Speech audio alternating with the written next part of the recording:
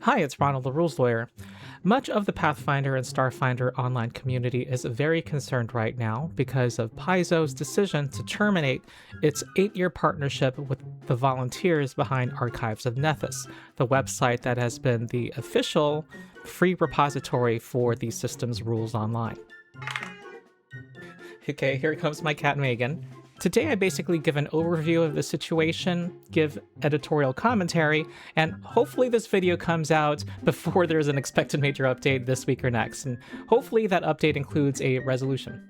But first I want to give a shout out to the workers at Wizards of the Coast, the ones behind Magic the Gathering Arena. On June 23rd, they had an election and successfully unionized over and against Hasbro and Wizards of the Coast resistance. We, as a tabletop RPG community, should definitely 100% support the effort of these workers and support all efforts to spread this union across all of Wizards of the Coast. And I'm mad that I didn't get ahead of this the first time around.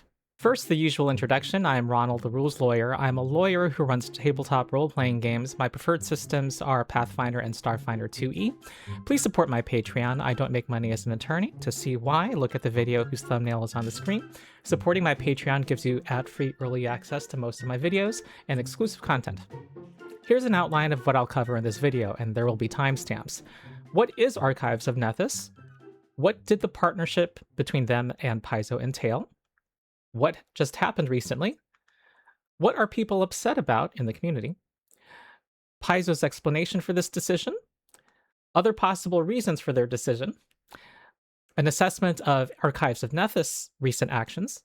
And what's next? I tried to do my research for this video. I looked at all of the links posted in the Pathfinder 2e subreddit's Megathread on this topic, including all the most important statements by Paizo and Archives of Nethys, including the latter's recent video and FAQ. And I read over 700 messages on the Paizo.com message boards on this topic. I make this video to inform the community and also to help ensure a healthy future for Paizo and the games we love. Now, what is the Archives of Nethys? It's a reference for all of the rules for Pathfinder and Starfinder, both their first and second editions. These are very crunchy systems with lots of rules, classes, spells, monsters, and magic items, and so there's a lot of work involved in keeping these online references up to date. For Pathfinder 2e, you get to see all of the ancestries, archetypes, backgrounds, classes, skills, and companions, and all of the associated feats, and they are very easy to find and sort and filter through their robust database. It's quite well done, and I made a video on this channel, link in the description, going over why I find it useful, including specific use cases, and explaining how to use its search and filter features. When a new book comes out, on the street date when it goes officially live, pretty much all of the crunchy content that's in it shows up on this website, if not on launch day, then very soon after. On July 30th, when the new book Impossible Magic drops, we're likely going to see then or soon after, the new Necromancer and Runesmith classes and remasters of the Magus and Summoner. It's lean and it's fast, and in pretty much every session I run of Pathfinder 2e, I use Foundry VTT, my players and I use this website multiple times, and I often have multiple windows out simultaneously that include the monster stat blocks that I'm running in a fight. Everything is hyperlinked. I can click to see a description of that universal monster ability or spell in an instant. There's a ton of use cases for this website, and I'm sure people will expand on what I've said in the comments. One more is that if you want to choose an ancestry for your new character, there's this website that has artwork of all of the ancestries available in the game, and if you don't want to see the artwork, you can easily change the view so that it's in table form, like this. And meanwhile, Archives of Nethys is done entirely by volunteer work. There's about a dozen people who apparently are very passionate fans and players of the game who have day jobs and do this website in their off time. Now, what did the partnership between Paizo and Archives of Nethys entail? Before I go on, I want to make clear what it does not entail, what would be true even without this partnership. All of the rules content on Archives of Nethys, the classes, the feats, the monster stat blocks, the spells, what have you, is released to the public for free. So legally, Paizo should not be able to force Archives of Nethys or anybody to take down this rules content from the internet or force them to pay a fee to keep it up. because they're published either under Wizards of the Coast's OGL license or, since the remaster, under Paizo's Orc license, and that license is unambiguously irrevocable. Leading up to the launch of Pathfinder 2nd Edition, in 2018, Paizo and Archives of Nethys entered into this partnership. Here is their blog announcing it from the time. By the way, legally, Archives of Nethys is not a company, but is maintained by Rosewinds LLC, which is owned by the website's founder and developer, Blake Davis. This partnership made Archives of Nethys the official repository for Paizo's game rules.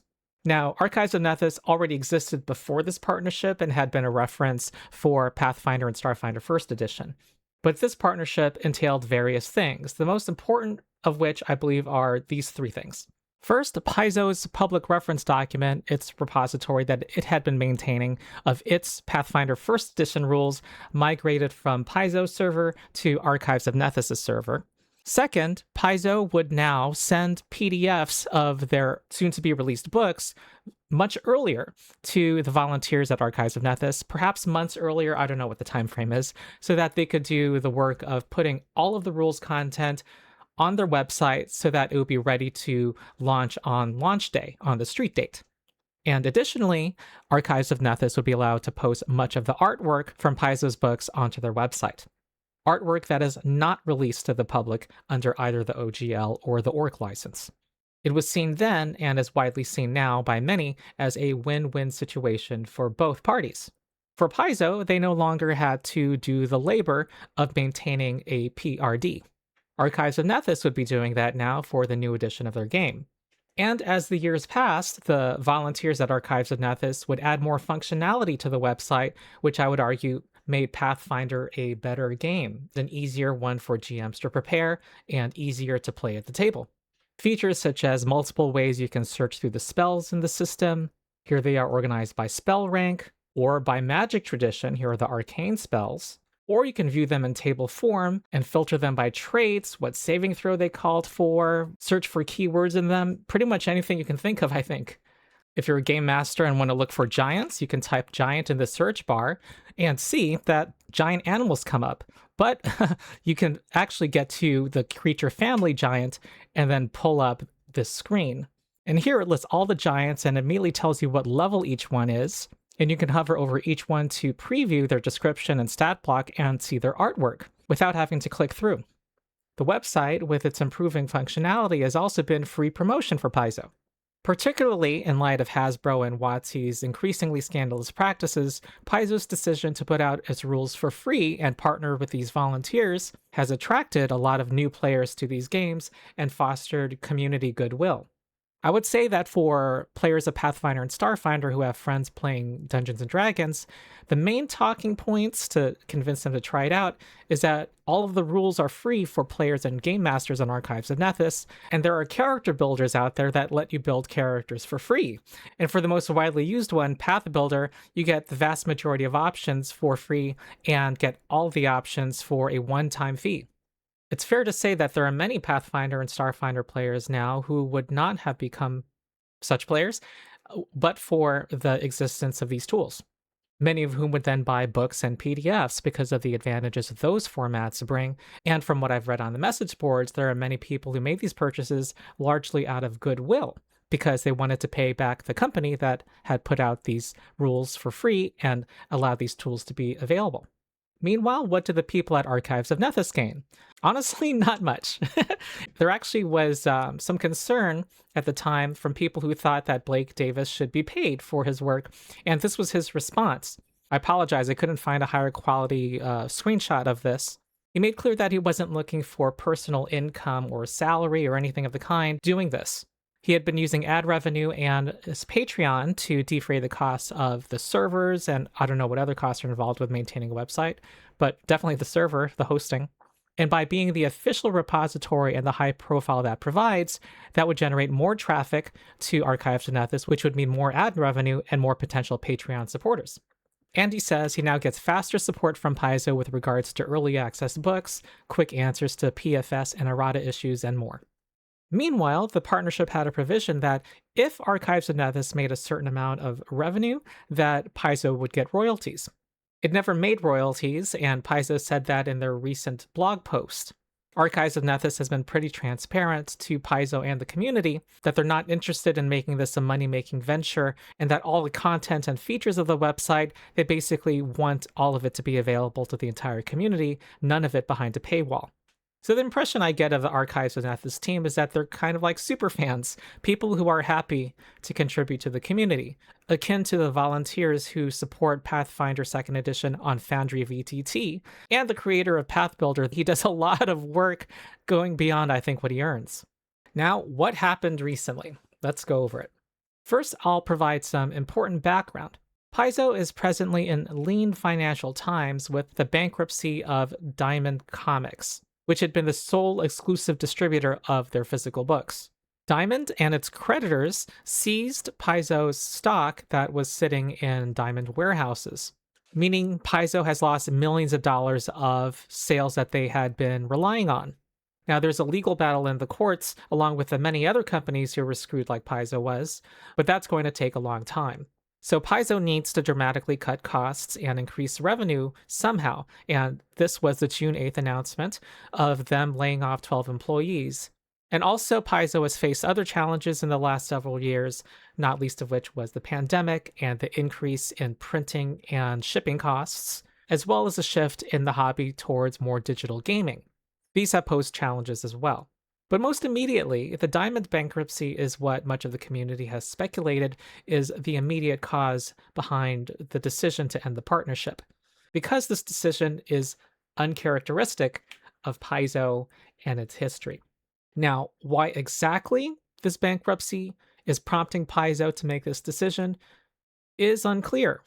I'll address possible reasons later, but first let's go over the recent timeline. After my research, this is my best attempt to portray accurately what has happened. I will give the caveat that I rely mostly on what Archives of Nethys has reported, because they generally give more details, and none of what they have said has been contradicted by Paizo as of today. One of the terms of this partnership is that Paizo could end it at any time, but that they had to give Archives of Nethys 1 month's notice before doing so. On June 24th, Paizo CEO Jim Butler, and here are their pictures, he sent an email to, I'm just going to call it Aeon, it's easier, Aeon's founder Blake Davis, saying that the partnership would end on July 24th, 30 days later. Jim Butler's initial email did not give a reason for why Paizo was making this decision, but in a later email that day, he said that the reason for this was that Archives of Nethys was not generating royalties for Paizo. Blake Davis reports that Paizo had never raised this concern before, and I'm about to show a clip from their recent video. We had been partnered for 8 years, and up until I received that email, I had no awareness that this was coming, that they had this on the plan.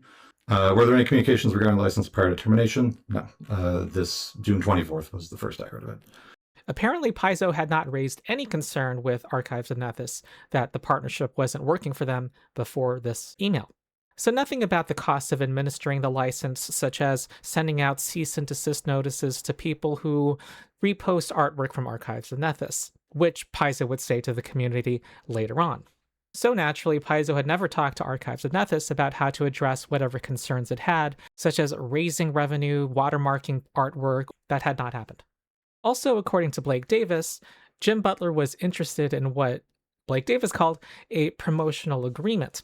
But from what has been shared about that, what was floated were ideas to ease the transition for Archives of Nethys, but not talk about maintaining the partnership. Again, the only offer that I can say was floated our way was the possibility of making it easier for us to remove art, which again was not a difficulty, or potentially giving us free PDFs, comping our PDFs on subscription date. So still not early, but same time as other subscribers. Again, that wasn't really enjoyed by my team. Most of them are already subscribers, and they like maintaining their own subscription outside of any arrangements like this. The kind of desire to keep this as a less formal arrangement also was a little bit spooky. So we so far have not agreed to anything, though we did tell Paizo that we are open to maybe a call, video chat, something with myself and some other senior members of the team to see if we can agree on something that will help both our sides out. Paizo also said that the archives would have a 6-month grace period after July 24th to take down content. A week passed, and Blake Davis sent an email on July 1st to follow up. He told Jim Butler that he wanted to make an announcement to the community that the partnership was ending before July 24th. He needed answers to questions, some of which he had already raised a week earlier, about what exactly could still stay up on the archives. For example, and this is me filling in the blanks, Galarian-specific terminology, such as names and descriptions of deities. If you go on Archives of Nethys now, there are quite extensive write-ups about Galarian deities and NPCs from adventure paths. Jim Butler responded that he was out that week and that they could talk the following week about how to make the required removals easier. That's how Blake Davis describes what he said on Archives of Nethys. However, 2 weeks passed and Jim Butler did not get back to him. He and the Aeon team wanted to make their announcement. On Tuesday, July 14th, he emailed Jim Butler again, sharing some bullet points that they planned to make in a public post. And he did this 2 or 3 hours before making that public post. And here is that post, and there's a link in the description. But basically, it announced that the partnership was ending and that much of the artwork would go down on July 24th, and they would no longer be able to get PDFs early and get the rules out on launch day in the future.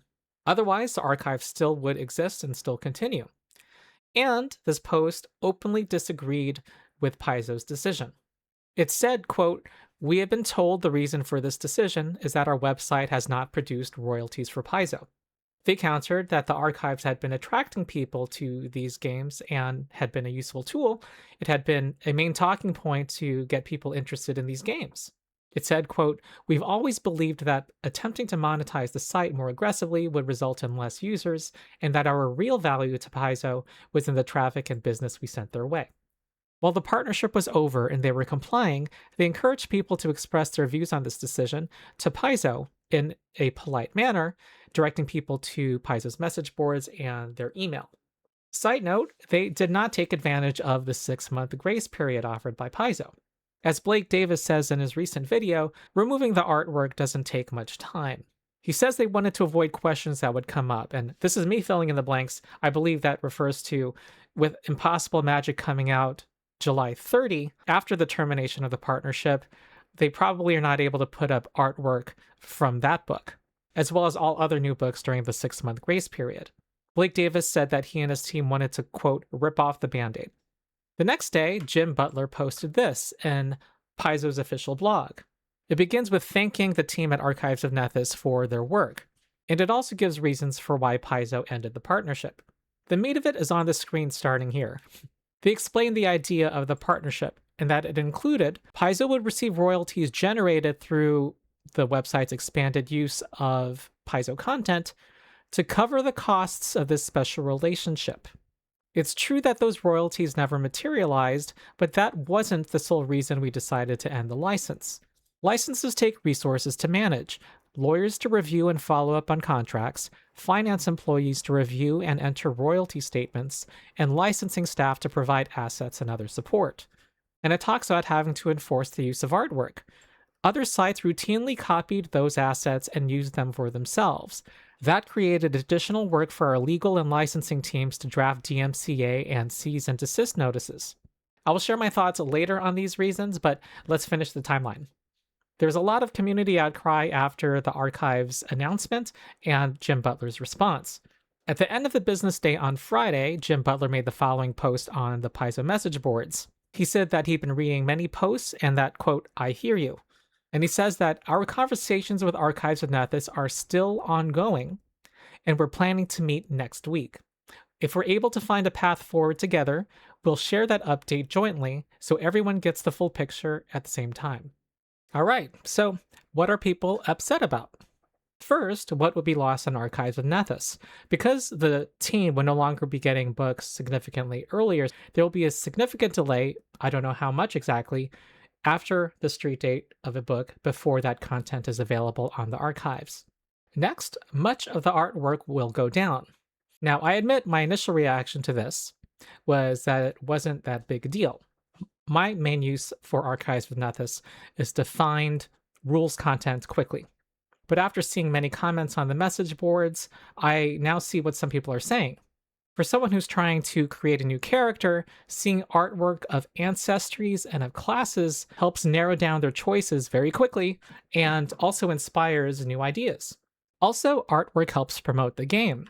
Someone seeing this artwork of the Novian ancestry for Starfinder will get instantly an idea, well, one, what this ancestry is like, but also just the general flavor and feel of Starfinder's default campaign setting. Artwork is also useful for game masters. On the Archive's own FAQ, they give the example of Tree Raiser, a unique nascent demon lord in the Pathfinder campaign setting. Here's the artwork for it. Pretty cool. But if you look at the descriptive text for it, there is zero language describing what it looks like. Artwork is something that you can show players, and it informs the GM as to, well, how they would want to physically describe it, and also it hints at its behavior, their personality. Now, it's important to note here that rules content being available on day one and artwork are not lost to us if this partnership ends, because these things exist on Demiplane, which hosts Pathfinder Nexus, which has the rules there for free as well, but charges for separate books if you want to use the content in them for its tools, including its character builder. So far, we haven't heard any news of Paizo ending giving early access to books so that Nexus can have the rules up on launch day, or ending their ability to put up artwork. However, as for finding rules on Nexus, I'll report what I've read online. I've seen comments saying that it's harder to navigate than Archives of Nethys. There's also a concern that Galarian-specific names will have to be scrubbed off of Archives of Nethys after this partnership ends. Things like this archetype called Lastwall Sentry, which refers to the Knights of Lastwall in the campaign setting. If you're trying to choose this archetype on Path Builder, I believe it's simply called Sentry. Well, this is unaffected by the end of the partnership, and the difference between Archives of Nethys and Path Builder is that Path Builder charges a fee for full access to its features. The community use policy allows Archives of Nethys to have this Galarian-specific name because it doesn't charge for access to it or any particular use of it. Another concern is that the very popular virtual tabletop Foundry will this affect the ability to use new options from new books on launch day. The volunteers at Foundry are almost certainly getting the PDFs, getting the rules content much earlier than street date, because we're normally able to use them immediately on the VTT. The concern is raised that if this can happen to Archives of Nethys, might this eventually happen to the Foundry volunteers, and do we have an ironclad assurance that this won't? Well, Andrew White, Paizo's digital projects manager, posted this on Blue Sky, assuring people that that won't happen. He says that the systems for Foundry VTT are not and will not be affected by the end of the Paizo Aeon partnership. That's good to see, and I imagine there's further assurance by the fact that Paizo does have a partnership with Foundry and sells premium modules through Foundry and is getting royalties from that. Still, the fact that Andrew White felt like he had to make this statement speaks to how shaken the community's confidence has been in Paizo's commitment to volunteers being able to develop tools.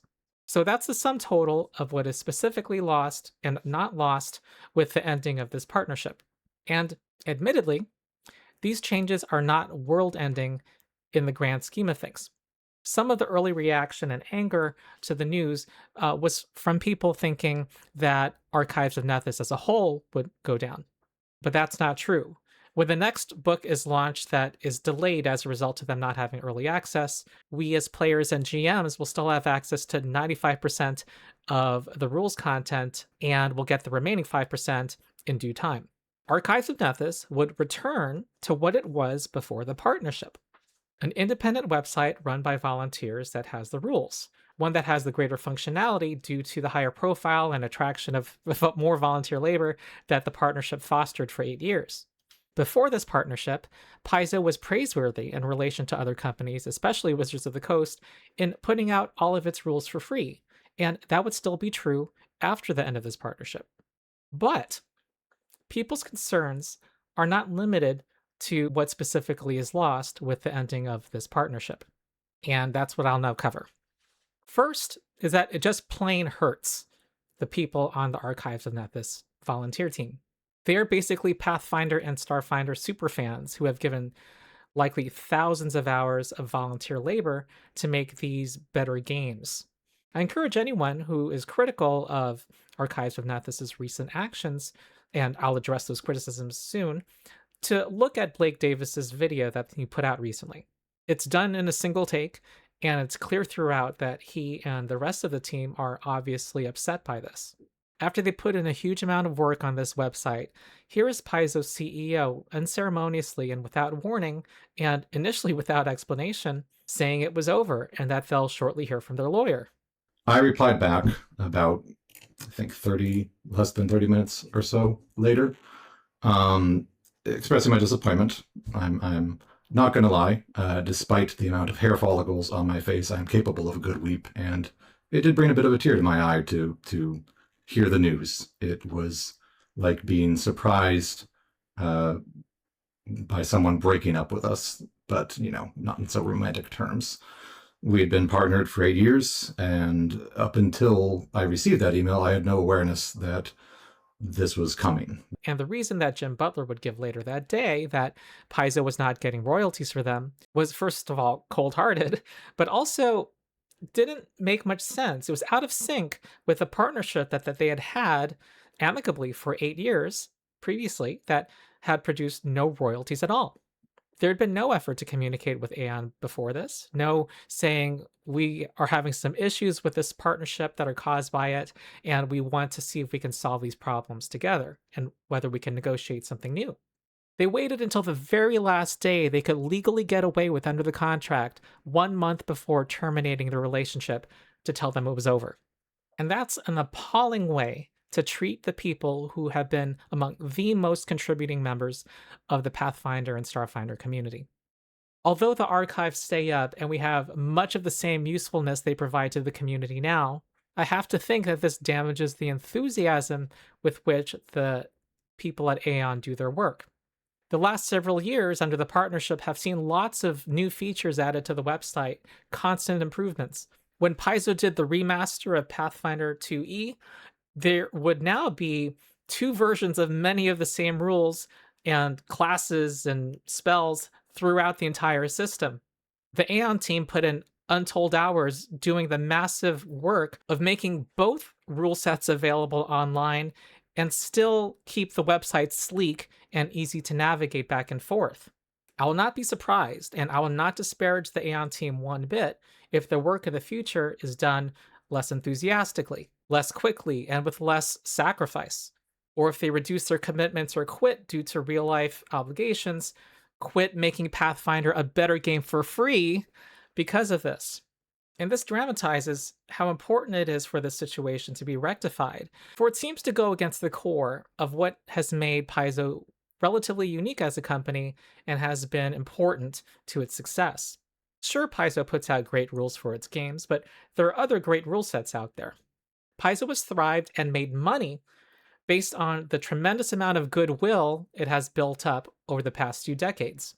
That list is long and storied, being screwed over by Hasbro and Wizards of the Coast in Losing Dragon and Dungeon magazines and going out on their own and publishing their own system that kept alive 3rd edition D&D in the face of many people not being happy with 4th edition, putting out all of their rules for free under the open gaming license, unlike Hasbro, promoting progressive values, voluntarily recognizing their own union, spearheading and funding the development of the Orc license in response to the OGL scandal, basically being the anti-WotC.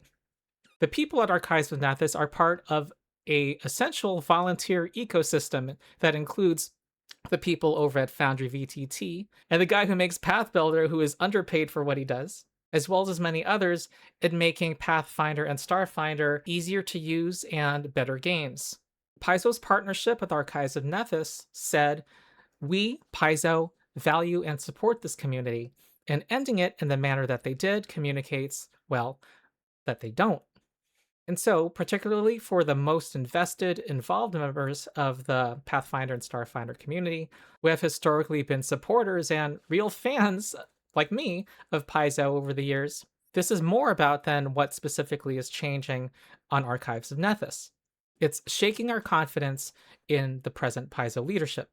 On the message boards, there are a number of long, articulate posts from people who had supported Paizo over the years, who had spent lots of money, had stumped Pathfinder and Starfinder to their friends, who had used the archives as a main talking point to convince people to play the game, who now are saying that they couldn't see themselves supporting the company anymore, or doing so nearly as enthusiastically.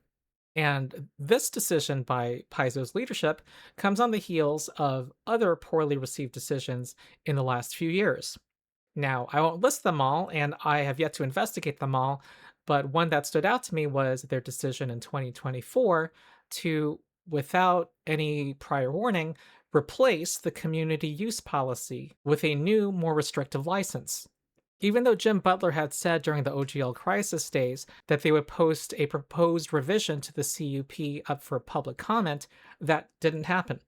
And by the way, this is the same CUP that Paizo is presently telling Archives of Nethys they can rely on to put out artwork and Galarian-specific information under. Community outcry prompted Paizo to reverse this decision soon after.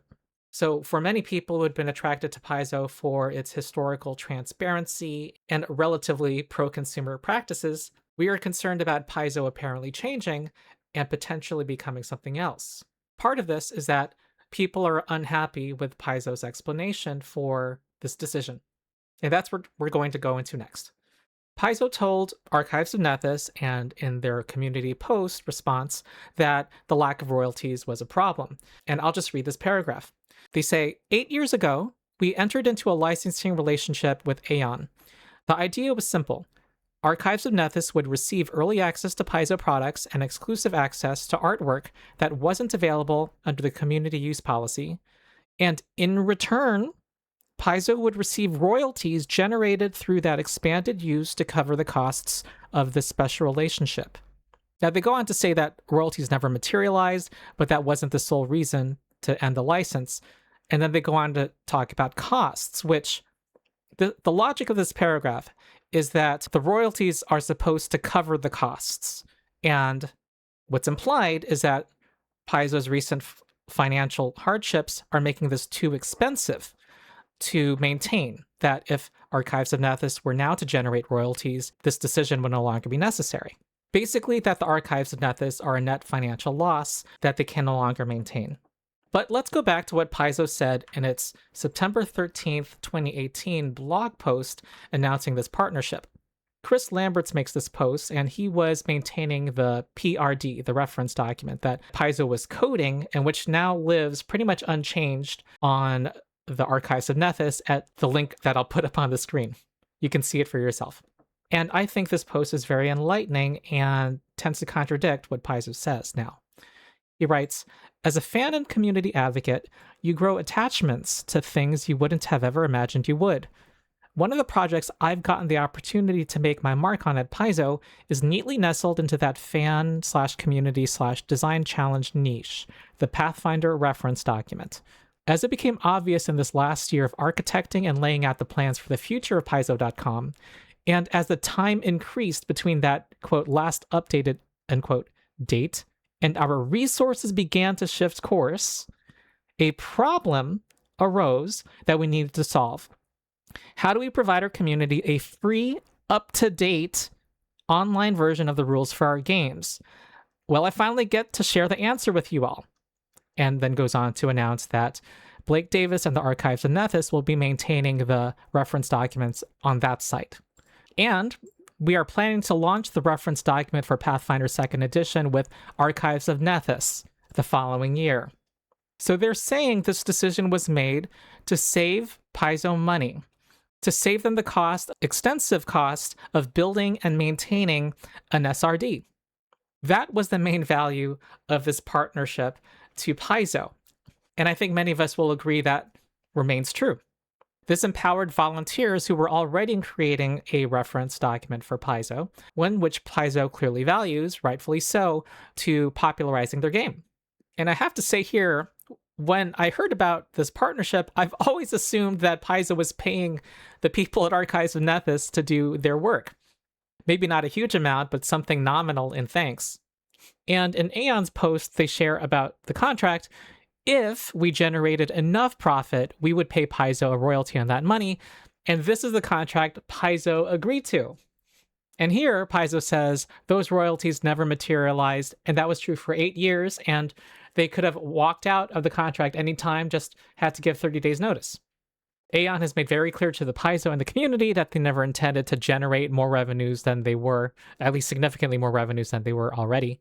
And it's apparent that at no point Paizo asked them to. So Paizo apparently was happy with this relationship for 8 years. So what has changed now, we must ask. All right, Paizo admits those royalties never materialized, but that wasn't the sole reason we decided to end the license. Licenses take resources to manage, lawyers to review and follow up on contracts. Now I'm going to comment here and first give a caveat. While I'm a lawyer, I am not an expert on this particular kind of law.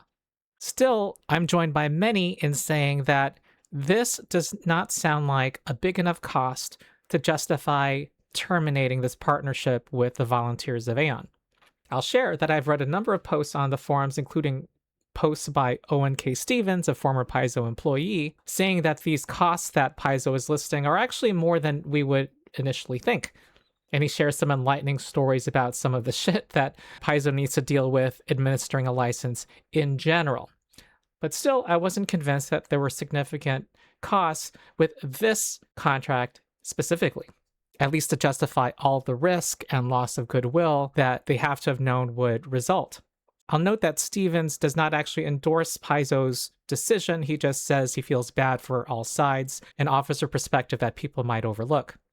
This idea that they need lawyers to review and follow up on contracts, well, this contract has been unchanged for 8 years. It hasn't needed constant amendment and revision.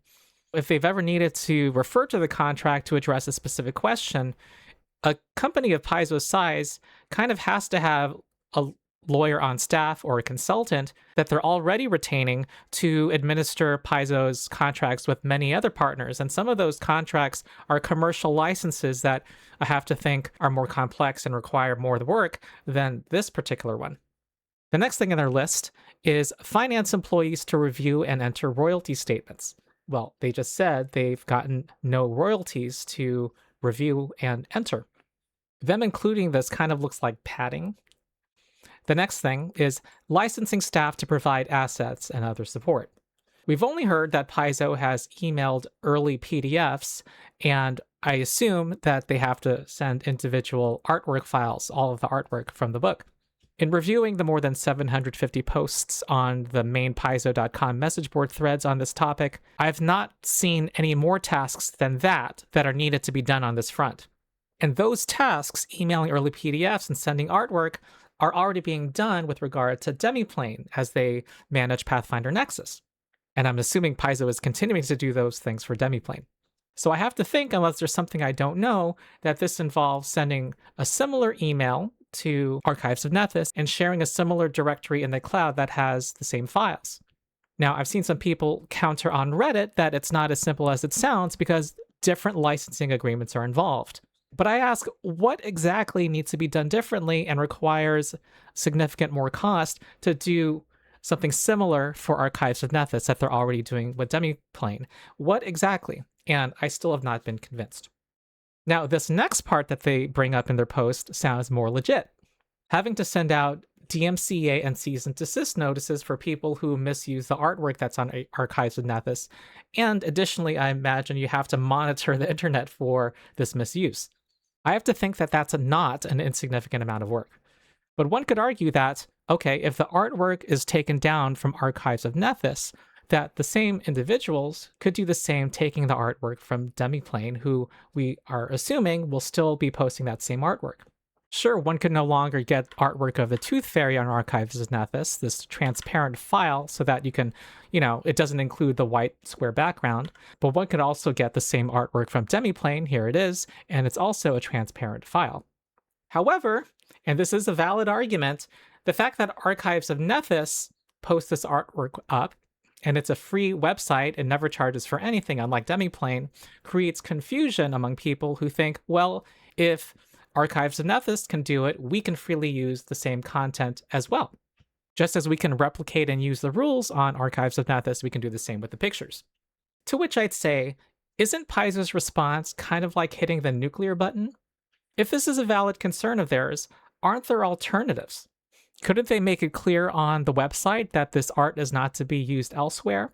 Maybe they could put an ugly watermark on each piece of art. Or they could crop the art or downgrade the art. And in fact, here is something from the Archives FAQ, the recent FAQ. They say that we downscaled the art at Paizo's request so that Aeon would be a less attractive place to pull art from. Paizo was already doing something and knew one thing that they could do to make misuse of the art less attractive. They could have downscaled it further. Paizo's solution of killing the partnership is not proportional to the claimed problem.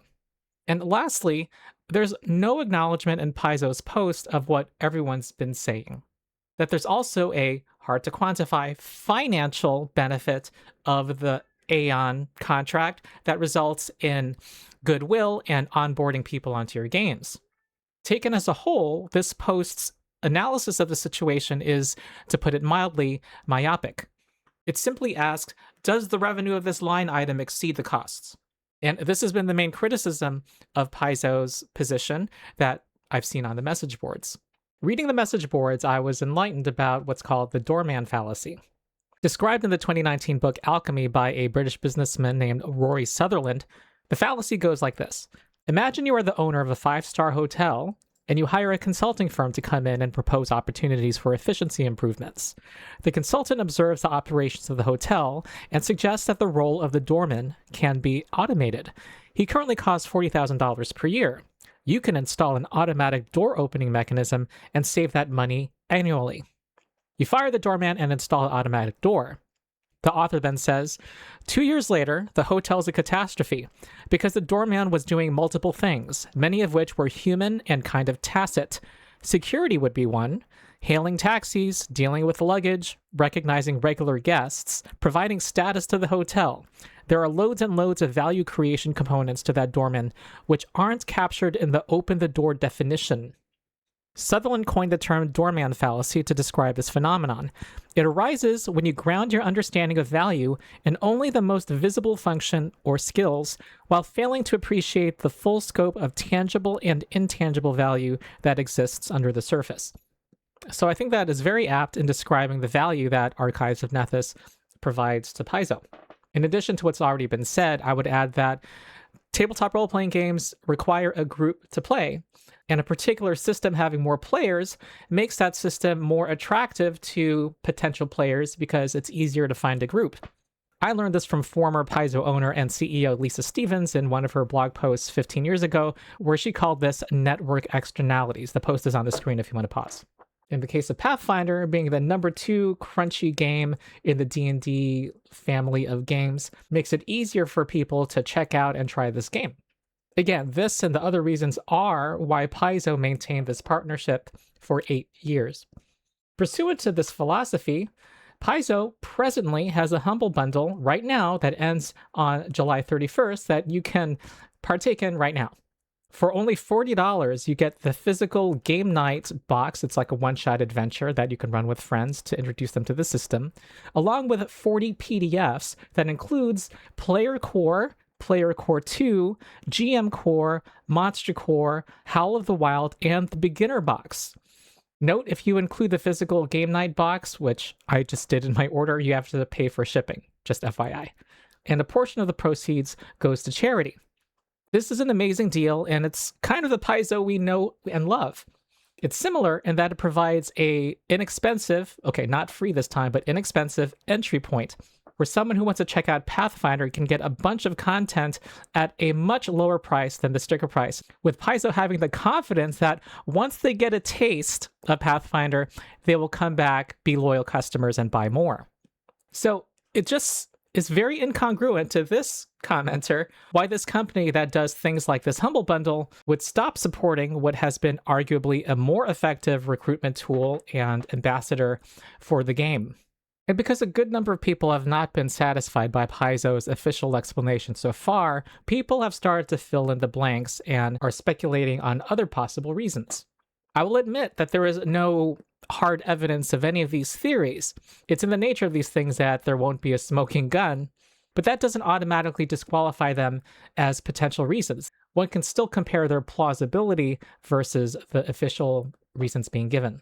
So number one, is it to make Demiplane and Pathfinder Nexus and buying books and PDFs from Paizo more attractive?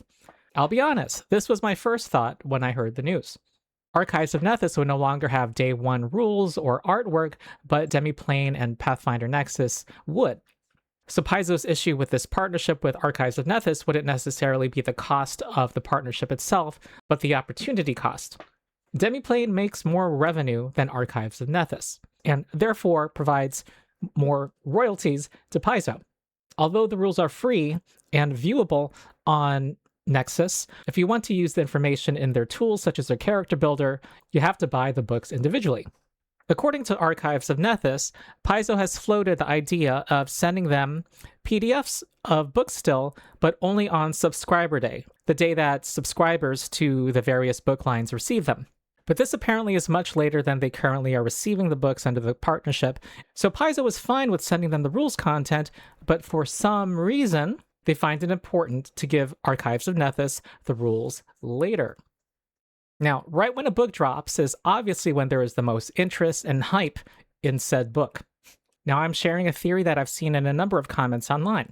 Perhaps Paizo believes that more people will buy a physical book or a PDF or buy it on Pathfinder Nexus if it's not up on Archives of Nethys yet during this initial period when there is heightened interest. And in the long run, Archives of Nethys would lack much of the artwork, which would only be available if you bought the physical book or the PDF or went to Pathfinder Nexus. Presuming Nexus and Paizo agree that that artwork still stays up for free, which if we take Paizo's blog posts and their concern about art theft at face value, we don't have an assurance that that will remain true. And this is where I have to say that increasing traffic to Demiplane and increasing royalties to Paizo are not illegitimate goals, especially given their current financial troubles with the Diamond Comics situation. But if that's it, okay, and I'm not a business expert, my gut tells me it's better to be transparent about that fact with your community. They were transparent when they announced a month ago that they would lay off 12 people. They did it in accord with an agreement with the union on how layoffs should be handled. And the community, while unhappy, accepted it as necessary.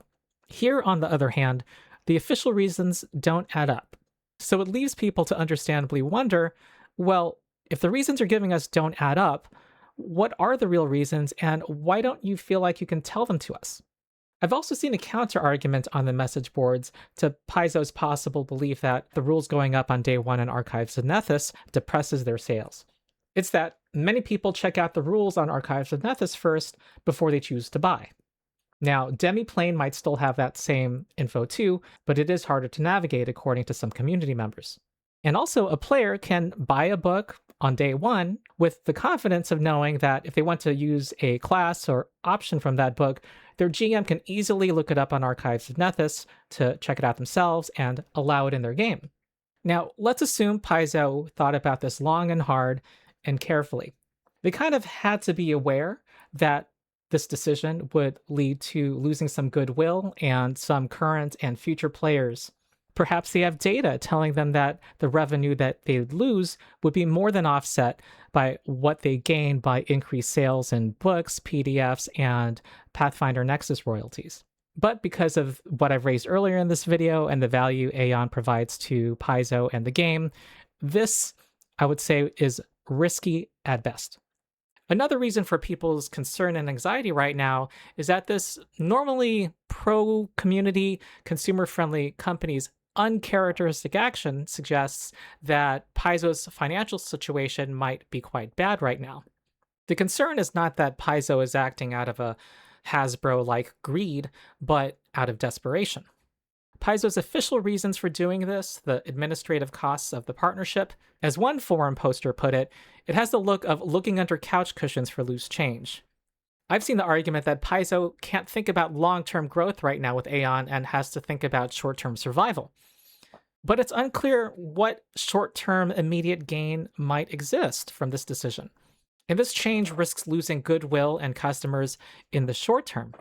Paizo has been in this 8-year partnership not simply out of altruism, but because they believed that it helps grow the game, and so it's been done for financial reasons. But for some reason, that partnership is now being abandoned. Then there are other potential possibilities, and this one is a definite possible real obstacle that would make this action completely understandable. It's possible that there are circumstances that we don't know about and that Paizo cannot reveal or reveal much of. I admit I'm not an expert on this topic, but it's been suggested by former Paizo employee Shanks, and here's a post that he made on the message boards, that Paizo might face a legal problem maintaining the current partnership. But he says Paizo cannot legally give commercial assets away to another for-profit LLC, which Rosewinds, the entity behind Archives of Nethys, cannot do that for free while charging competitors. And here I'm assuming he's referring largely to the artwork and stuff that is outside the CUP. He proposes that Rosewinds should reorganize into a nonprofit charity/digital archive to remove this legal hurdle. Also, Paizo and Aeon could receive tax-deductible donations, such as digital preservation grants. And to be honest, if they were to get such grants, I would love for the people who work on Aeon to get some stipends for their work. And according to Shanks, being a nonprofit could address some potential legal issues of involving people who are not paid. I'll have a link in the description to this post if you're interested. Now, if legal restrictions on what Paizo can license Archives of Nethys to use for free do exist, they will be much better off being transparent about that. Another possibility is that Demiplane is unhappy having to pay for access that Archives of Nethys is getting for free, and that this issue came up in talks with Paizo. Ending the partnership with Aeon might prevent an immediate loss of revenue in this respect. Paizo's post did say that Aeon's access to artwork, maps, worlds, and stories is an exception, and that ending this exception allows us to simplify our policies and protect the clarity of our IP. So Paizo might feel this is necessary in order to relate to Demiplane and a host of other potential commercial entities.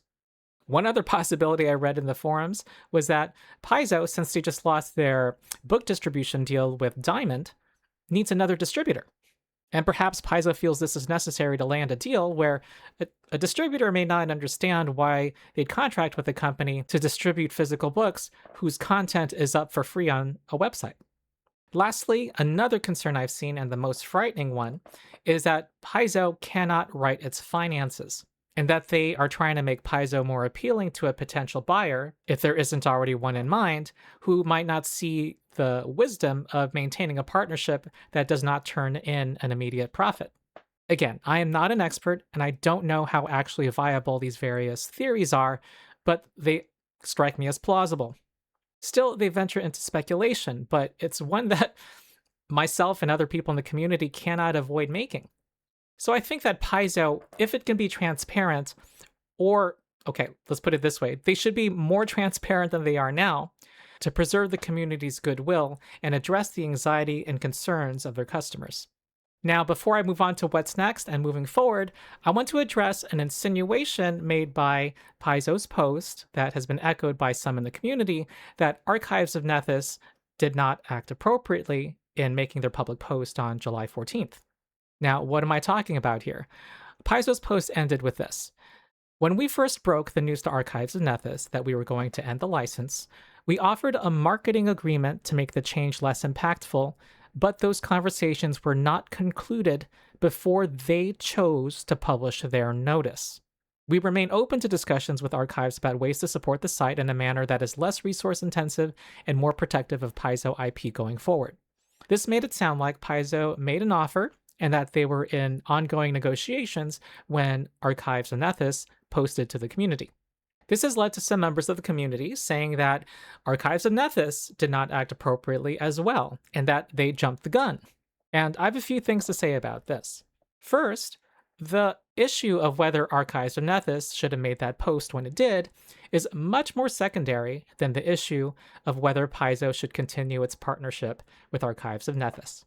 That's the main issue, and even if one were to conclude that Aeon acted inappropriately or made a mistake, the bottom line continues to be what to do now going into the future. What will be best for Paizo and Pathfinder and Starfinder going forward. Now, as far as I'm concerned, that settles this question. But for some people, it doesn't, and I've seen a number of comments online that continue to press this matter. Now, I feel it's important to say some things in Aeon's defense. Now, this may not interest every viewer, and so feel free to go to the timestamp if you want to skip this topic and go to my next point. So after reading a number of posts and thinking about this, my main takeaway is that it's Paizo who has much more work to do on its communication. My starting point in this whole controversy is that Archives of Nethys is a volunteer team. Telling these people who are fans like us, and much more than that because they put in thousands of hours of work to improve the game for Paizo for free, telling them as late as legally possible without any prior warning that the partnership was terminated and without a convincing explanation must have hurt. I'm not going to lie, despite the amount of hair follicles on my face, I'm capable of a good weep, and it did bring a bit of a tear to my eye to hear the news. Paizo had raised no problems that they had had with the relationship prior to that, and they made no effort to work with Archives of Nethys to try to address them. In addition to conveying a lack of gratitude, this was a failure in communication. And what was this quote offer end quote that they talk about in their blog post?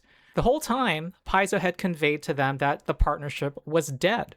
All they had done was float ideas as part of a promotional deal, I'm not sure why that term is being used, to ease the termination of the partnership for Aeon.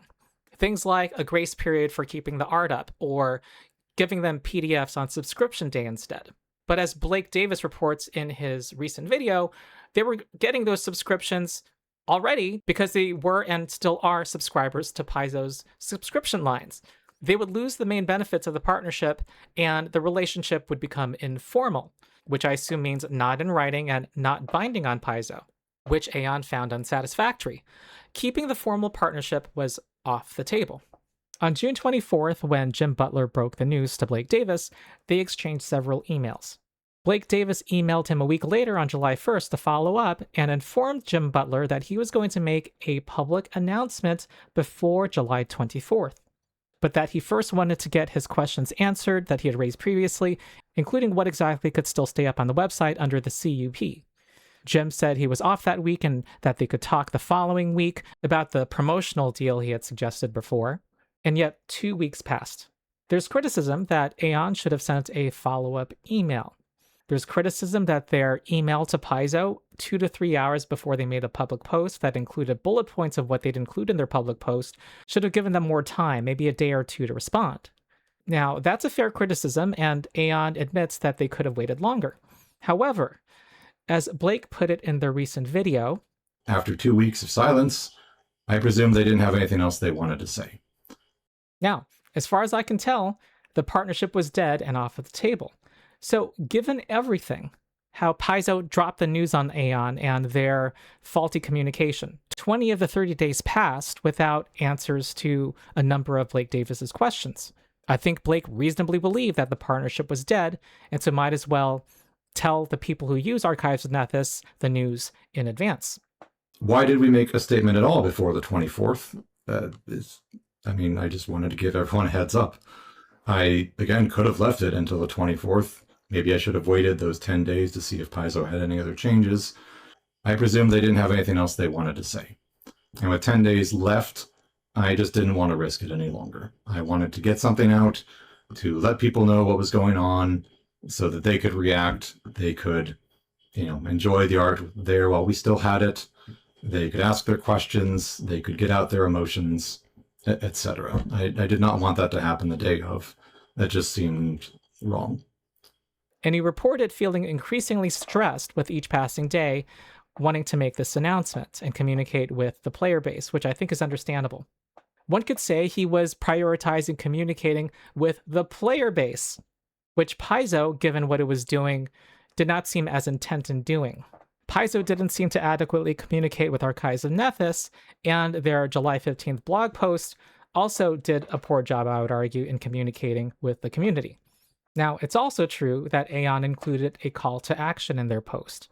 They openly disagreed with the decision. They said, We are sure this news is as disappointing to all of you as it was to us, and we wish we could do more to change it.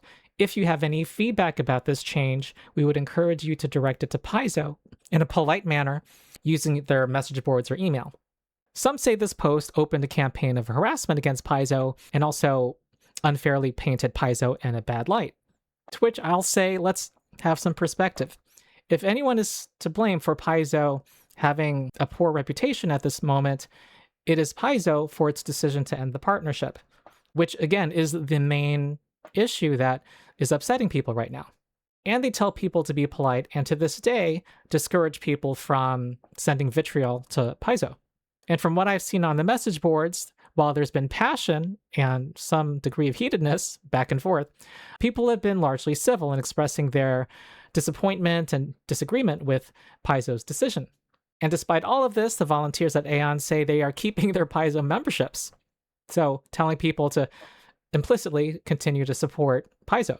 There's a claim that Aeon's post deliberately painted Paizo in a bad light, such as implying that Paizo only wanted royalties. However, that appears to be the only reason Blake Davis received from Paizo as of the time they made this post. Some say that Aeon should have included the fact that Paizo offered them a 6-month grace period to keep content up before taking it down, and that their post left it open for people to conclude that Paizo demanded an immediate takedown. Should they have mentioned the 6-month grace period? Probably. But Blake Davis explains in the recent video that it doesn't take much work. It takes about an hour's work to take down the artwork, that this wasn't really a concern of theirs. They just wanted to, as he said, rip off the Band-Aid and prevent confusion. They apparently were less concerned about when the artwork goes down than the fact that the artwork was going down in the first place. Then there's criticism that Aeon posted this publicly only 2 to 3 hours after sending some bullet points to Paizo. Now, I'll say here that yes, that is too short a time to give somebody to respond to an email in the business world. But as Blake Davis said, quote, I assume they didn't have anything else they wanted to say. And he had told them on July 1st that he plans to make a public post and reiterated his questions that he wanted answers on for said post. And still, after 2 weeks, actually 3 weeks for the questions he raised on June 24th, he had not received answers. Nor did Jim Butler, in his reply to the July 1st email, say, hold off on a public statement, let's make a joint statement. He didn't do that. And if we're talking about communication here, I'll reiterate what I said. There's not just these two parties, but us, the community. Isn't keeping us informed about important developments that are coming up in a timely fashion important as well? All the evidence points to the fact that Paizo was going to let this partnership end without much of an explanation to the community. Not that different from what happened with the community use policy 2 years ago, when they announced it was over and replaced with a new policy, and they hadn't raised prior to that they had any concerns with the prior policy, that they wanted community input as to a future policy. None of that had happened. No communication. And that's kind of what was going on here. A change like this, ending the partnership with Archives of Nethys, which had been a go-to resource for people playing these games, can't just be done without explanation and without giving the community an opportunity to ask questions and get our concerns addressed. Paizo needed to communicate it was happening, the reasons for the decision, and give people an opportunity to respond.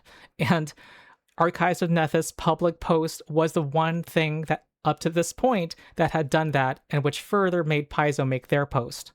Now, ideally, they would have put out a joint statement, but Archives of Nethys wanted to express their disagreement with the decision, something that Paizo would not have signed on to. And I'll get to this later, but I think it was appropriate for them to express their disagreement. Now, despite my criticisms, I am not saying and concluding that Paizo was malicious here.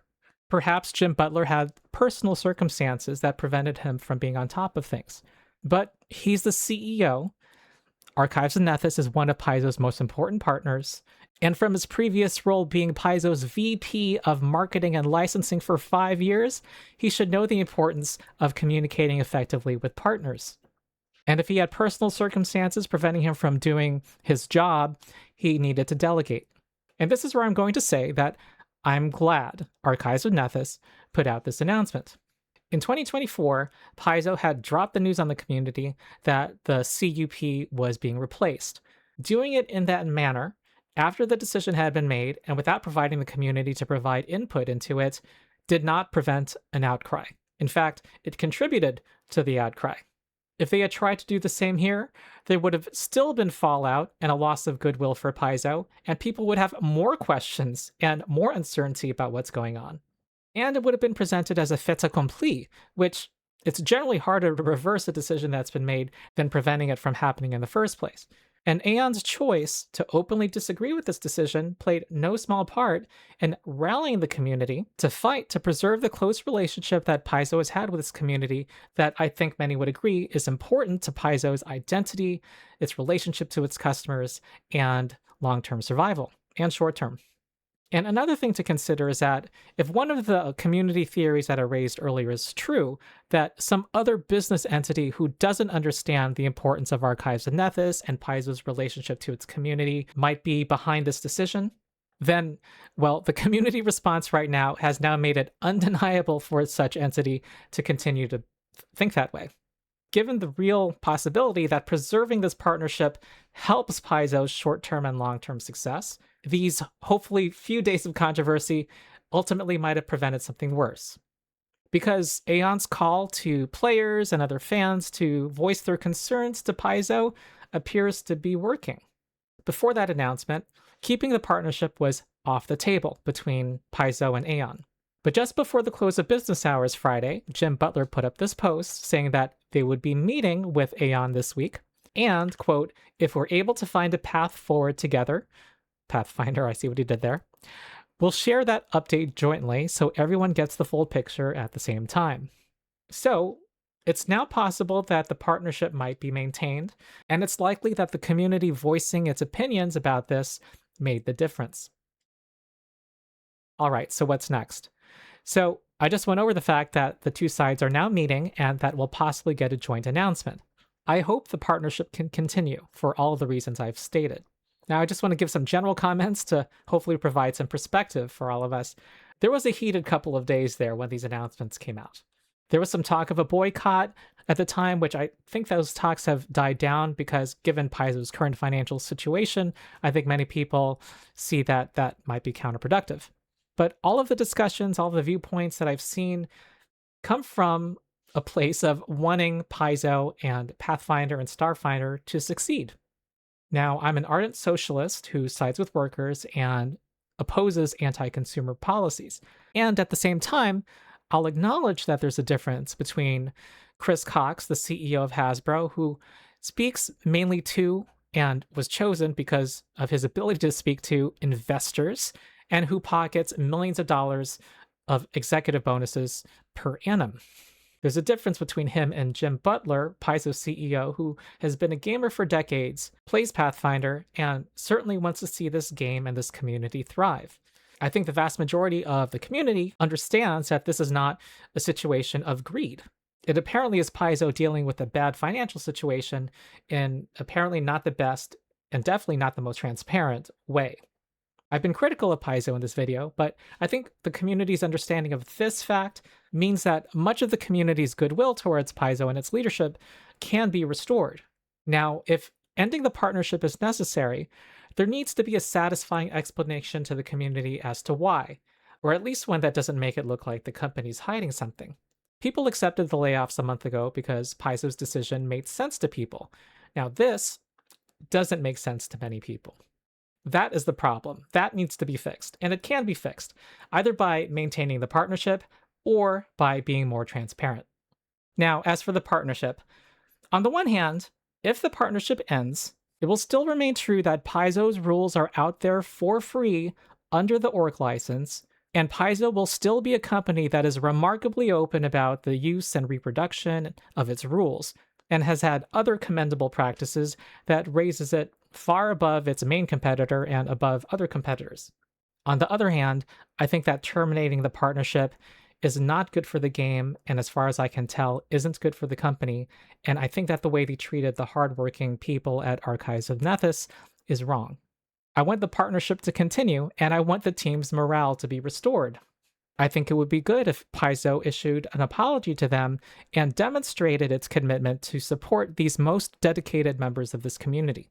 And perhaps the partnership between them can be expanded. Perhaps there are ways to restore and foster more community goodwill and address Paizo's current financial situation. When this controversy broke out last week, someone made this post on the Pathfinder subreddit, titled, "Adventure PDFs are currently on sale for 30% off."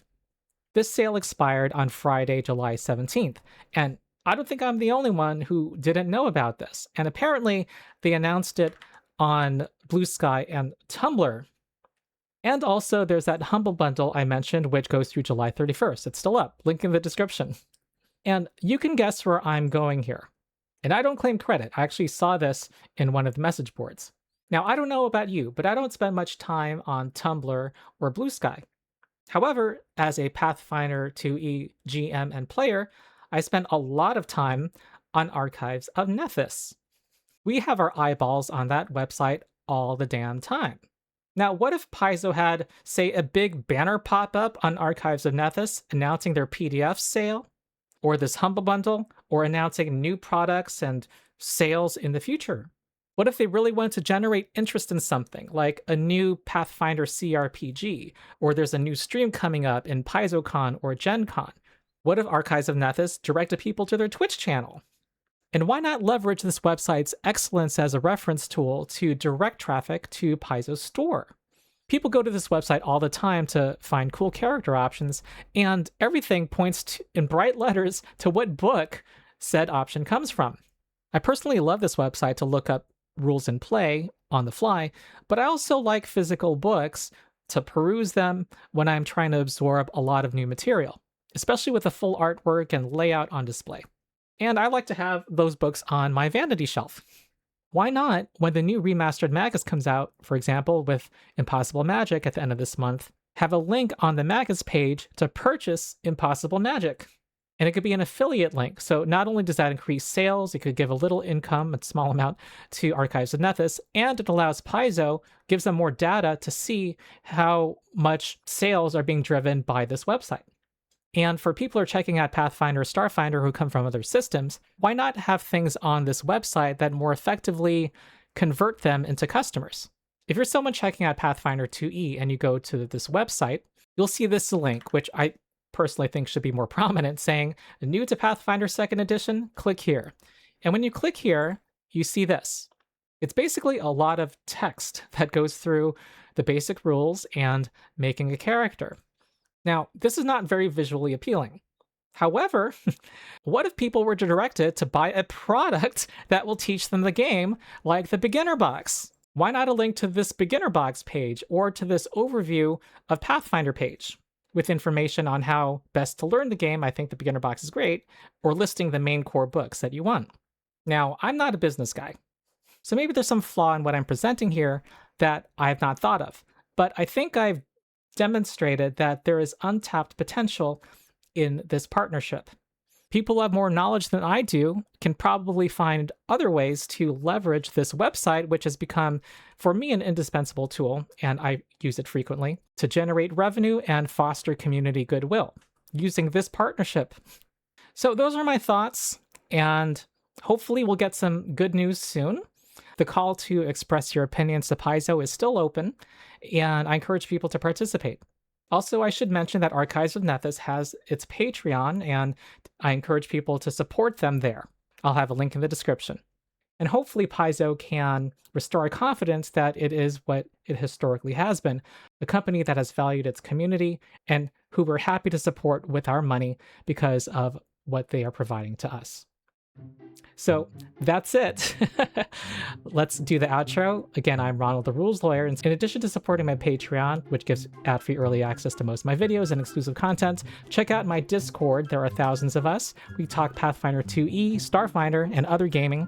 And if you want to play Pathfinder 2e in our drop-in, drop-out organized play system, Endless Tale Tavern, that will be on my Discord as well. So that's it. Thank you for watching. I'll see you next time.